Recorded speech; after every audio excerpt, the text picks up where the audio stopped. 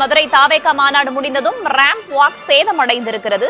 கூடுதல் விவரங்களை வழங்குவதற்காக செய்தியாளர் சுரேஷ் இணைந்திருக்கிறார். அவரிடம் கேட்கலாம். சுரேஷ், தாவேக தலைவர் விஜய் அதில் நடக்கும் போதே பலரும் அந்த ராம்ப் வாக் செய்யக்கூடிய இடத்தின் மேலே ஏறியதை நம்ம பார்த்தோம். தற்போது அங்கு என்ன நிலவரம்?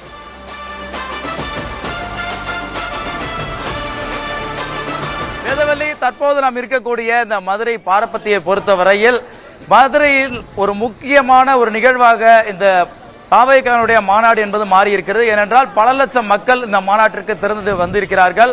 அவர்கள் விஜய் அவர்களுடைய அந்த முகத்தை பார்க்க வேண்டும் என்பதற்காக நேற்றைய நள்ளிரவு முதல் குவிய தொடங்கினார்கள். அடுத்தடுத்து காலையிலிருந்து அவர்கள் அணியணியாக வந்தவர்கள் மதியத்துக்கு பிறகாக ஆயிரக்கணக்கில் அலை போல உள்ளே திரண்டு வந்தார்கள். இப்படிப்பட்ட நிலையில்தான் விஜய் அவர்களுடைய என்ட்ரி என சொல்லக்கூடிய உள்ளே மாநாட்டு திடலுக்கு அவர் மேடைக்கு வந்ததும் மிகப்பெரிய ஒரு உற்சாகத்தோடு கரகோஷங்களை எழுப்பி அவர்கள் எல்லாம் ஆனந்தத்தில் இருந்தார்கள்.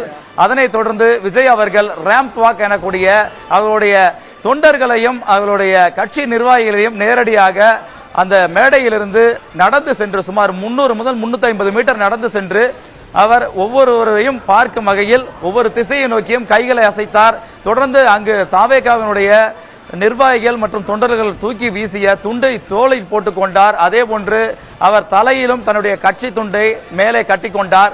இப்படி இந்த மாநாட்டினுடைய தொடக்கமே மிக ஒவ்வொருவருக்கும் கூஸ்பம்பை ஏற்படுத்தியது என்பது போல அவர்கள் உள்ளிருந்து ஒரு ஆனந்தத்தை ஏற்படுத்தும் வகையில் விஜய் அவர்கள் இந்த ராம்ப் வாக்கில் நடந்து வந்தார். ஆனால் அதே வேளையில் தொண்டர்கள் உற்சாக மிகுதியால் விஜய் அவர்கள் நடந்து வந்த ராம்ப் மேலேயே ஏறி நின்று அவர்கள் அணியணியாக அந்த ராம்ப் வாக்கை நோக்கி கடந்தார்கள்.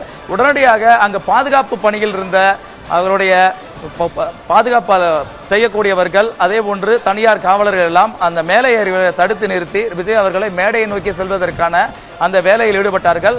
தொடர்ந்து தற்போது வரையில் ராம்ப் வாக்கில் இன்னமும் சிலர் நடந்து கொண்டேதான் இருக்கிறார்கள்.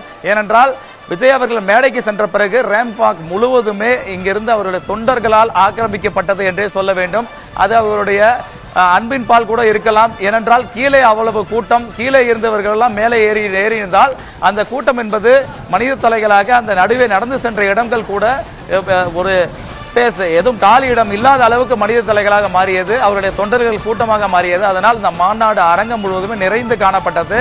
இப்போது வரையில் விஜய் அவர்கள் நடந்த ராம்ப் வாக்கில் நடந்து கொண்டிருக்கிறார்கள், செல்ஃபி எடுத்துக் கொண்டிருக்கிறார்கள். ஆனாலும் இந்த மாநாடு நிறைவடைந்த பிறகு ஒவ்வொருவராக அவர்கள் கலைந்து செல்லும் கூட்டம் என்பது வெளியே அதாவது மதுரை மாநகரை நோக்கி கலைந்து சென்று கொண்டிருக்கிறது.